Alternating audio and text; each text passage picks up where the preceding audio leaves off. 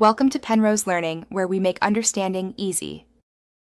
You start by gathering what Apple needs: proof of purchase with the iPhone X serial or EMA, and the contact info for the original Apple ID holder.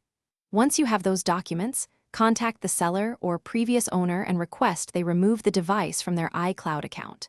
Make sure to check settings if you can access it, but do not attempt any third-party bypass methods. Those are unsafe and illegal. Acting with proper records speeds Apple's verification if needed. Next, have the original Apple ID holder remove the iPhone X from their iCloud account. Sign into iCloud. Open Find My, select the device, and choose Remove from Account. If the owner cannot do this in person, collect notarized proof of purchase and any transfer documentation. Apple accepts these when submitted through official support channels. Make sure to provide the device serial or EMA. Avoid third-party unlocking services. Instead, work with Apple support so the removal is legitimate and your device remains fully supported. Once Apple or the owner confirms removal, perform and erase all content and settings and set up the iPhone X with your Apple ID.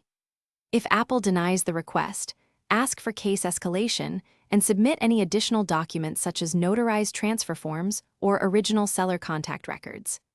If problems persist, make an appointment at an Apple store or authorized service provider and bring the device, government ID, and original receipt.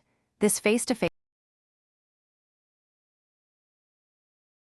Thanks for watching. If this was helpful, leave a like and consider subscribing. See you next time.